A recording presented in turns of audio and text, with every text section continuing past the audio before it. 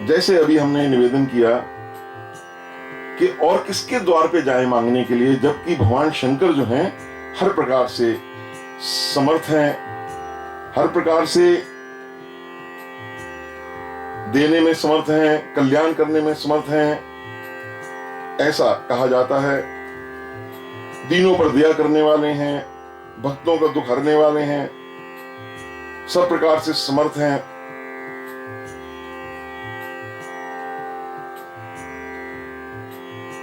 तो अगर मांगना है, वैसे तो मांगना नहीं चाहिए भक्त को, अगर मांगना है तो इन्हीं से मांगो, तो दूसरे के द्वार पे जाना, क्योंकि इनसे शीघ्र प्रसन्न करने वाला भगवान शंकर से कोई नहीं, दूसरा नहीं है। और श्री राम के चरणों में तुलसीदास जी का तो एक ध्येय है, वो अभी जितनी आप देव वंदना श्री विनय पात्रिका में आप सुनेंगे, पहले आपने गणेश जी की वंदना सुनी, वहां भी उन्होंने मांगा, मांगत तुलसीदास कर जोरे, बसहु राम सिय मानस मोरे। सूर्य स्तुति में भी यही मांगा, आगे भी यही बार बार वो तुलसीदास जी का एकमात्र जो उनका मंतव्य है, गंतव्य है, वो श्री रामचंद्र के चरणों में प्रेम ही मांग रहे हैं। और उसको देने में भगवान शंकर जी जैसा तो कोई दूसरा है नहीं, आगे भी यही मांगेंगे, को जाचिए। अब मांगने का कारण मांगते हैं कि इनसे ना मांगकर अगर औरों से मांगोगे तो आपका पेट कभी भरेगा नहीं, आप पूर्ण नहीं होगे। अब वो दीन दयाल, यहां उन्होंने शब्द कहा, दीन दयाल भगत आरती हर सब प्रकार। अब दीन दयाल कैसे हैं, दीनों पर कैसे दया करते हैं, उसका आगे वो बताएंगे आपको।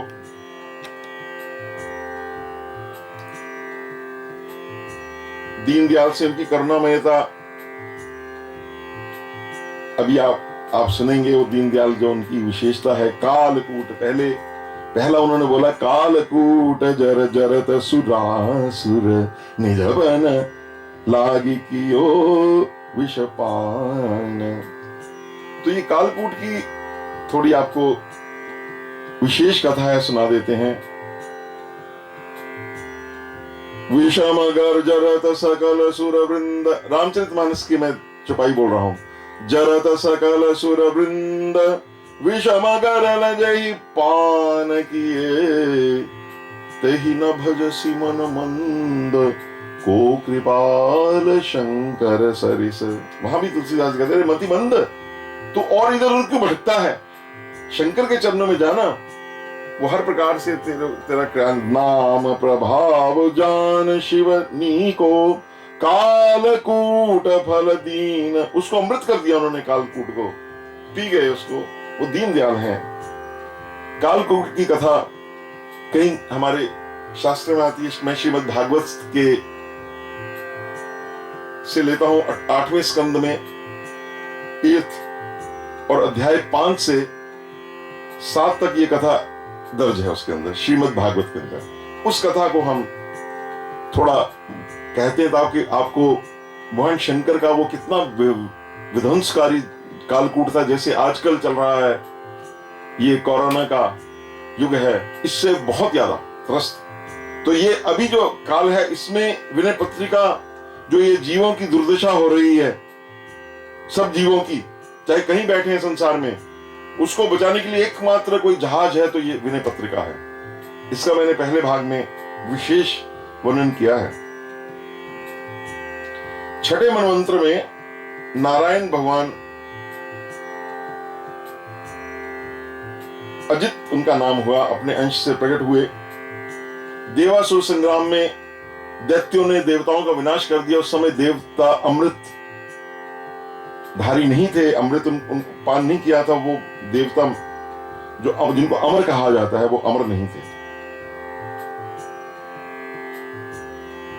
अब ये विनाश चल रहा था, उसी समय दुर्वासा ऋषि को भगवान विष्णु ने एक माला प्रसाद दिया था। उन्होंने इंद्र को दिया, एरावत पर रणभूमि में दिया। इंद्र के जो प्रसाद था हाथी के मस्तक पर रख दिया, वो मस्तक से गिर पड़ नीचे गिर गया।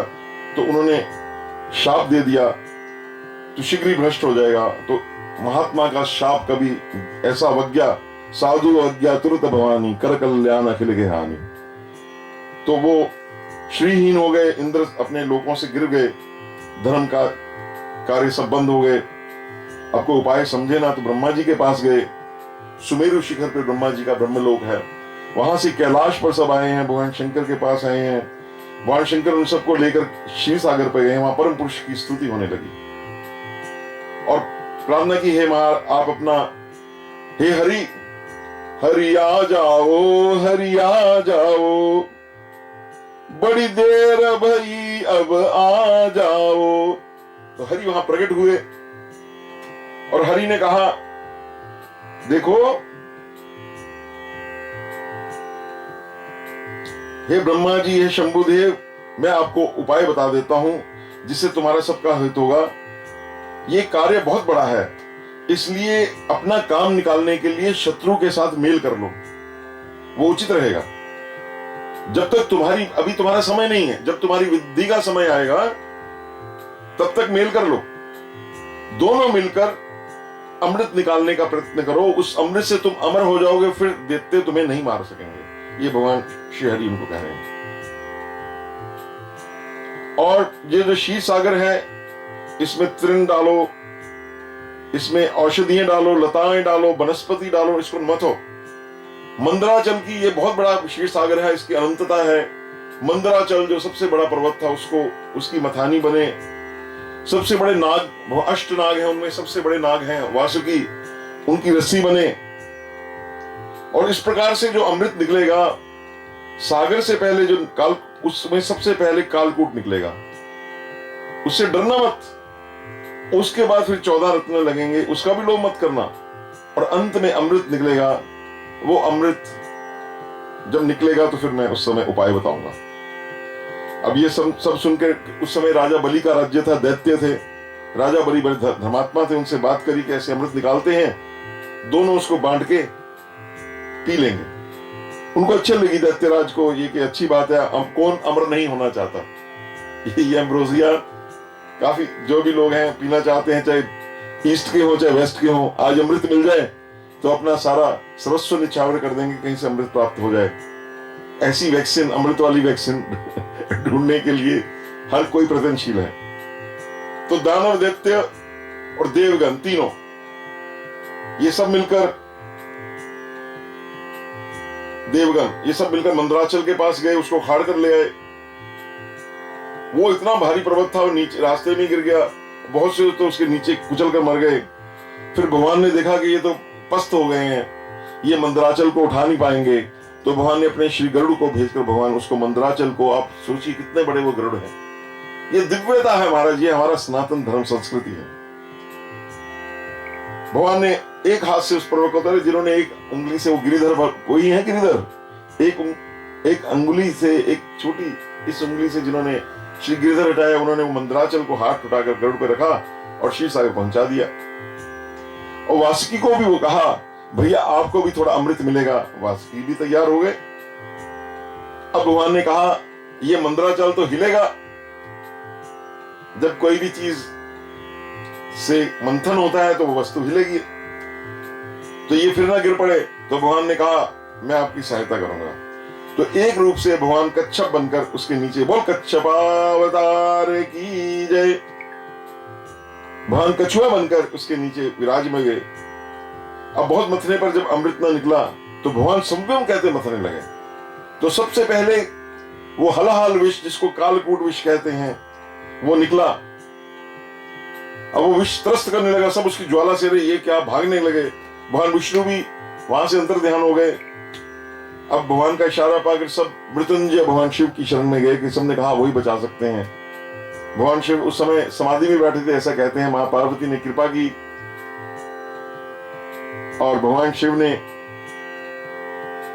कहा कि से देवताओं ने कहा, पहली वस्तु पर आपका हिस्सा है, अग्र पूजा को आप ग्रहण कीजिए।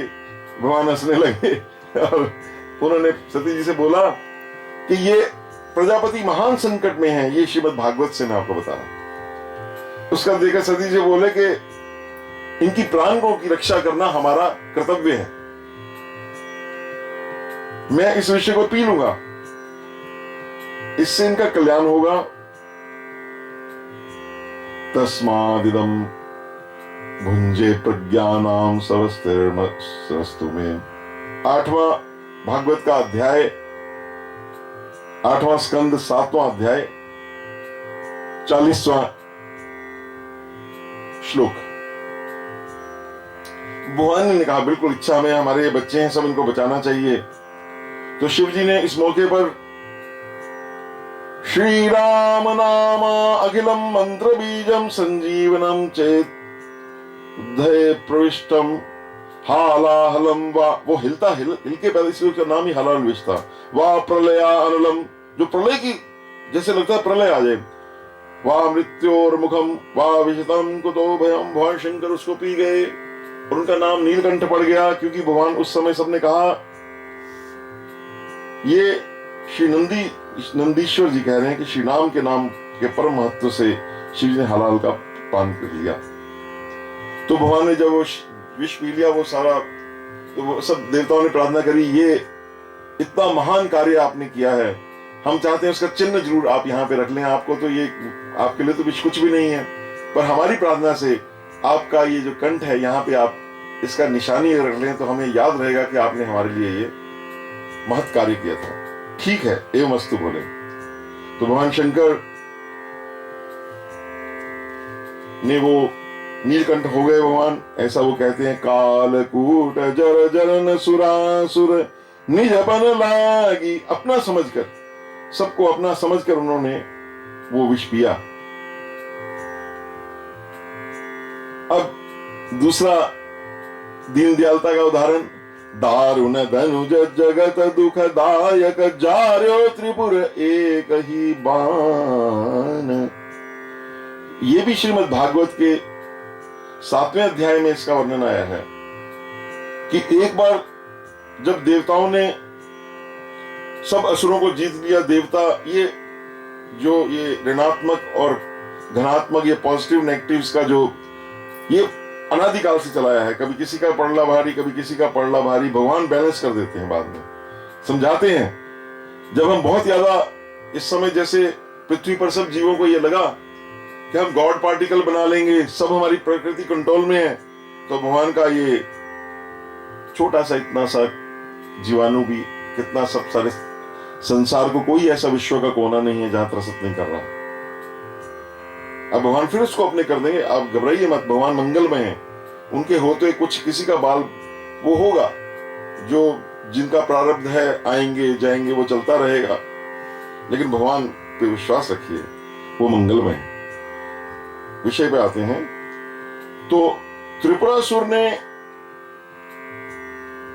वो जो मय दानव के पास सब जब शत्रु गए, जब वो सब उनके देवताओं के शत्रु असुर गए, तो उन्होंने अपनी उनके पास भी अचिंत्य शक्ति भगवान की दी हुई है। 3 विमान बनाए, एक लोहे का था, एक सोने का था, एक चांदी का था। इतने बड़े बड़े विमान थे उनमें।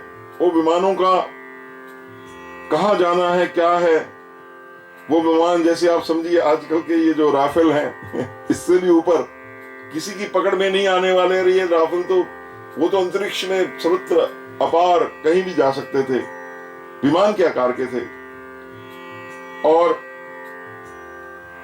तारकासुर के 3 पुत्र थे, तारकाक्ष, कमलाक्ष और विद्युन्माली। ये तीनों पुत्रों ने मैदानों से अपने लिए बनवाए थे। एक विमान सोने का स्वर्ग, दूसरा चांदी का अंतरिक्ष में और तीसरा मृत्यु लोक में था। ये तीनों विमान थे। इसका ऋग्वेद में भी वर्णन आया है विमान का।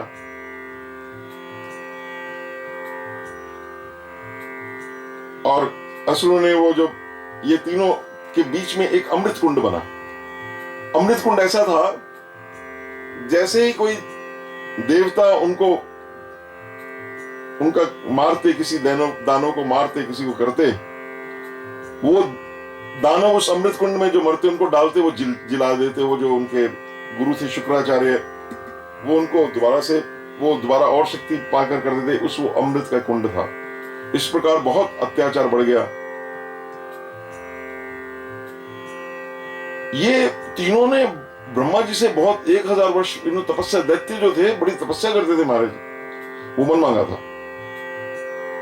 तो सब देवता भगवान शंकर जी की शरण में गए। भगवान ने एक ऐसा वान तीनों पर छोड़ा जो हजारों वानों की तरह अग्नि लिपट थी। अब ये बहुत बड़ा विषय है कि उस समय कैसे उनके अग्रभाग में अंगूठे के पीड़ा होने लगी, क्योंकि गणेश जी की अग्र पूजा नहीं हुई थी। फिर गणेश जी की पूजा होकर जैसे वो हुआ, वो तो भगवान शंकर ने क्या किया,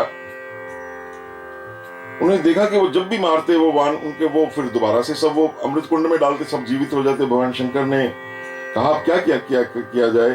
तो भगवान शंकर ने हरि का स्मरण किया। तो हरि ने क्या किया, स्वयं गऊ बने, ब्रह्मा जी को बछड़ा बनाए और उस पुर में गए और सारा वो अमृत का कुंड सारा पी गए। वो जैसे ही अमृत पी गए वो सब मोहित, किसी को पता नहीं चला। तो अब तैयारी शुरू हो गई। भगवान ने युद्ध की सामग्री की, धर्म से रथ बना, ज्ञान से सारथी बने, वैराग्य से ध्वजा बनी, ऐश्वर्य से घोड़े बने, शक्तियों से अन्य अन्य वस्तुओं का निर्माण हो गया और भगवान शंकर उस रथ पर चढ़े। तो भगवान जैसे ही रथ पर चढ़े, अब ये मैं कह रहा हूं बड़ी ये कम से कम 5-6 घंटे की ये पूरी कथा है। तो रथ एकदम ध्वस्त हो गया, क्योंकि भगवान शंकर की उन्होंने कहा पहले श्रद्धा पूर्वक मेरी पूजा की जाए। आप पाशुपति भगवान का उस समय नाम पड़ा कि आप सब मेरे बंधन बाश हैं, और एक ही बाण से भगवान ने उसको नष्ट कर दिया। वो जो 100 योजन के थे, क्योंकि वो इकट्ठे ऐसा करा, वो सब जब इकट्ठे हो गए तीनों को इकट्ठा कर दिए, और वो जो था सारा वो नष्ट हो गया। जिस वान से भगवान ने, मैं बस इतना यहां पे कहूंगा, वो जो विमान जिस वान से भगवान ने मारा था वो पिनाक धनुष था। दधीची महर्षियों की जो शिव रूप है उनकी हड्डियों से बना था। 2 धनुष बने उससे, एक तो शारंग धनुष बना जो भगवान विष्णु अपने हाथ में रखते हैं, और एक पिनाक धनुष बना जो भगवान शिव के हाथ में है। तो दारुण धनु में द्वारा यहां से हमने शुरू किया था। दारुण धनुज जगत दुखदायक जार्यो त्रिपुर एक ही बाण। अब भगवान का सोगति अगम महामुनि दुर्लभ कहत संत श्रुति सकल पुराण। कौन सी गति? कैवल्य। सबसे दुर्लभ जो गति है वो महामुनियों को भी प्राप्त नहीं होती, कैवल्य की। परम पद अति दुष्प्राय है, अति दुर्लभ कैवल्य परम पद कहत संत पुराण निगम आगम वद। ये श्री रामचरितमानस की चौपाई है हमारे। जोग कोटि करी जो गति हरि सो मुनि मांगत सकुचाहि। वो महामुनि दुर्लभ, उस गति को भगवान शंकर देने में भगवान रूप में समर्थ है, ऐसा सारा पुराण कहते हैं।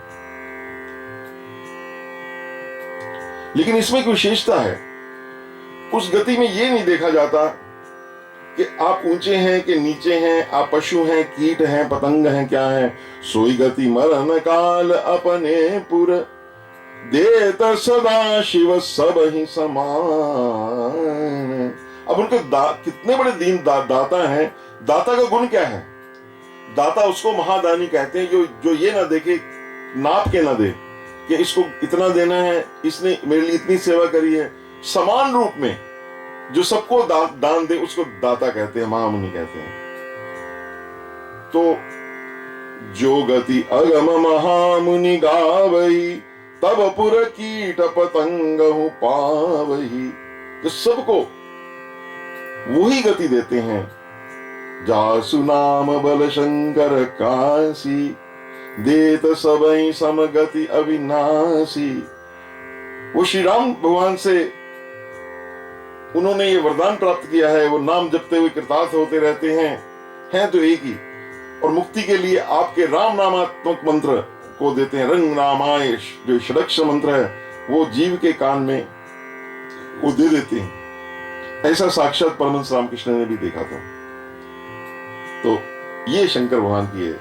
और दूसरी बात, वो उदार हैं। सेवत सुलभ उदार कल्पतरु पार्वती पति परम सुजान।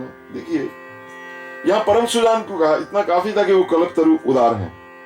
उसका कारण है एक आपको सुंदर छोटी सी गल्प कथा सुनाते हैं, हमने सुनी हुई है कि एक बार किसी मनुष्य कल्प वृक्ष के नीचे पहुंच गया और उसने कहा कि मेरा ये हो वो हो। एकदम उसको ये विचार आया कि मेरे को आगे शेर ना खा ले। तो कल्प वृक्ष तो जो मन की बात पढ़ लेते हैं, तो कल्प वृक्ष ने शेर ने आ गया और उनको खा लिया, खत्म हो गए। तो कल्प वृक्ष तो देने में अच्छा बुरा नहीं सोचता, पर शिव रूपी कल्प वृक्ष में ये बात नहीं है। वो परम सुजान है। वो कल्प वृक्ष हृदय की, वो तो सिर्फ हृदय की बात सुनकर पूर्ति मात्र कर देता है। सिर्फ डिमांड और सप्लाई का वहां खेल है। यहां तो भगवान शंकर जो है वो कल्याण करने वाले हैं। वो देखते हैं कि इसका कल्याण किसमें निश्चित है। तो पार्वती पति, और पार्वती पति कौन है? पार्वती माँ पर्वत की कन्या है। पर्वत तो स्वभाव से ही परोपकारी होते हैं। संत विटप गिर सरिता, संतों को सरिता गिरी करनी, पर हित हेतु सबनी करी करनी।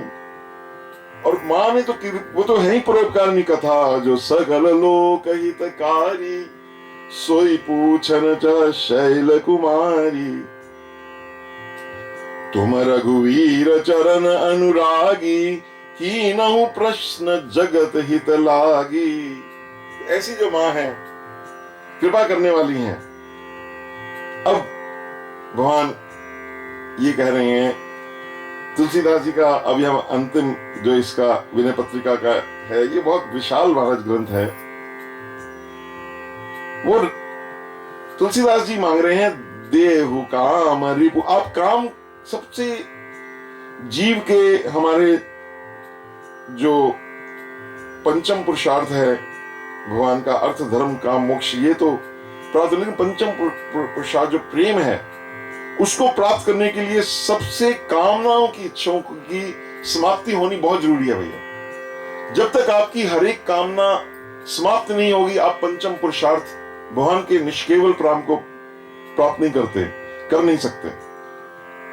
तो उसके लिए काम रिपु, कामनाओं का नाश करने के लिए अद्भुत सामर्थ्य अगर किसी में है तो वो हमारे भोले बाबा में है। क्योंकि आपसे काम डरता है, आपने काम को जलाया हुआ, काम के रहित तो भजन नहीं हो सकता। मतलब काम क्रोध मद लोभ सब नाथ नरक के पंथ, ये जब तक ये सब पंथ है, जहां काम तहां राम नहीं, जहां राम नहीं काम, तुलसी कबहू के होत है रवि रवि रजनी इकठाम। तो जब तक राम तभी आवेंगे अगर जीव का काम निकल जाए। वो काम का मतलब कामना, इच्छा। तो देहु काम रूप, वो कह रहे हैं कि मेरे को ये सब आपके जो जीव हैं इनको हर एक प्रकार की कामना है, और मैं चाहता हूं मेरी जल्दी से जल्दी मेरी रक्षा हो जाए। भगवान रक्षा करो, रक्षाम रक्षाम, त्रिशूल पाने मेरी रक्षा करो, और मेरे को राम भक्ति दो, और मेरे हृदय में और किसी प्रकार की कामना न रही। ये सब आप कर सकते हैं। आप निष्काम भक्ति देने के लिए समर्थ हैं। भक्ति तो कई प्रकार की, लेकिन निष्काम भक्ति देने के लिए शंकर भगवान का आश्रय बड़ा जरूरी है। कृपा निदान का भाव, ये जो भक्ति है ये साधन, ये कोई साधन नहीं है, ये तो सिर्फ कृपा के ही अवलंब है। अनुकंपा के ही से ही भक्ति की प्राप्ति होती। जेहि पर, भगवान श्री राम अपने मुख से कह रहे हैं, जेहि पर कृपा न करहि पुरारी, सो न पाव मुनि भक्ति हमारी। तो भगवान कहते हैं जब तक मेरे अभिन्न, मेरे ही स्वरूप, मेरे स्वामी सखा जो मेरे प्रिय हैं, उन शंकर की कृपा नहीं होगी, आपको भक्ति नहीं मिल सकती। तो इस प्रकार समर्थ कहा, अंत में कृपा निधान कहा। पहले समर्थ से शुरू हुए, तो समर्थ ही हो, कृपा निधान हो, तो और क्या कहने वाले। इस प्रकार हे भोलेनाथ, हे शंकर, आपसे ये प्रार्थना है कि आप जो ये विषय विष और काम क्रोध रूपी जो ये त्रिपुर है, इससे मेरी रक्षा कीजिए, और मैं किसके पास जाऊं, आप मेरे को राम भक्ति दीजिए। इस प्रकार से ये आपने ये सुना पूरा, ये पूरा श्री विनय पत्रिका का ये पद है। आइए 2 मिनट दोबारा गाते हैं। को जांचिए शंभु तजी आन को जांचिए।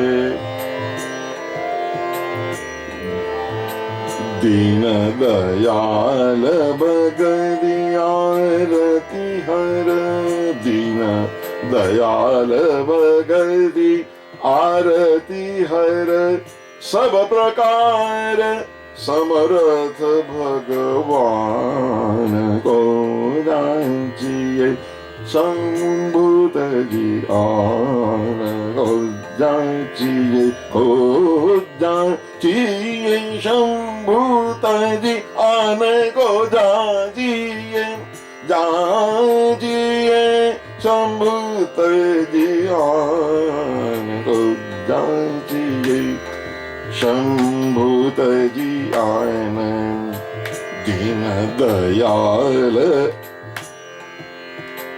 दीन दयाल, दीन दयाल भगत आरती हर, सब प्रकार समर्थ भगवान को जांचि। कालकूट जर जरत सुरासुर, निजपन लागी कियो विषपान को जांचिए शंभु तजी आन।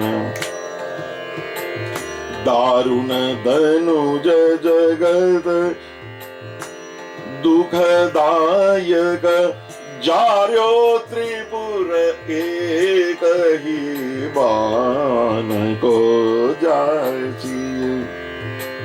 जो गति अगम महामुनि दुर्लभ, कहत संत श्रुति सकल पुराण, सोई गति शरण सोई गति मरण काल, अपने पुर देत सदा शिव सब ही समान को जांचिए। सेवत सुलभ उदार कल्पतरु, पार्वती पति परम सुजान, देहु कायम रिपु राम चरण रति, देहु देहु देहु देहु देहु कायम रिपु राम चरण रति। तुलसीदास कहु कृपा निधान। बोली शंकर भगवान की जय। नमः पार्वती पते हर हर महादेव। बोले श्री राजाधिराज रामचंद्र महाराज की जय। गोपाल कृष्ण महाराज की जय। नमः पार्वती पते हर